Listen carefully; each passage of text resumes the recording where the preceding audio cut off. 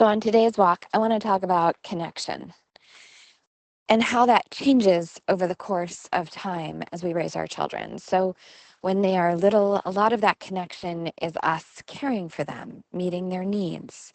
At a certain point, they get quite annoyed with that because they want to begin meeting their own needs. And that is good, that is healthy. And instead of getting focused on the annoyance, what we can do is learn to find connection in other ways.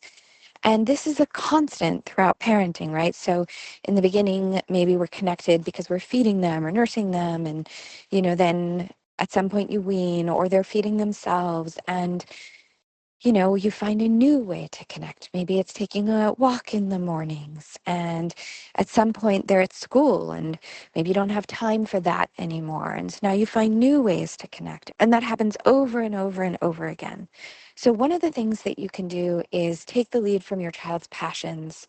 And even if some of their passions feel like impossibly difficult for you to enter, I know I tried to play Magic the Gathering, the card game, forever, and absolutely could not get my brain around it. I also had a lot of trouble with some of the video games my older one was playing. So what we would do is we would watch YouTube tutorials about what he was doing in the games because that helped me be able to connect a little bit more. I will say that building a cooking practice with my younger son has been massively important to our friendship over the years.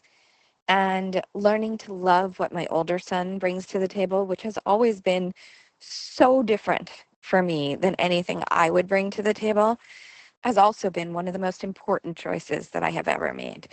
So I want to recommend to you that you build habits, activities, shared interests, because as your children age, connection changes over and over and over again.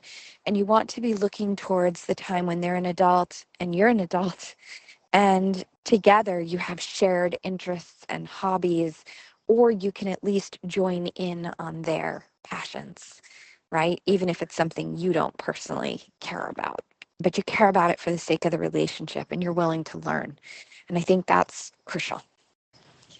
So, my invitation to you today is, what are your kids passionate about?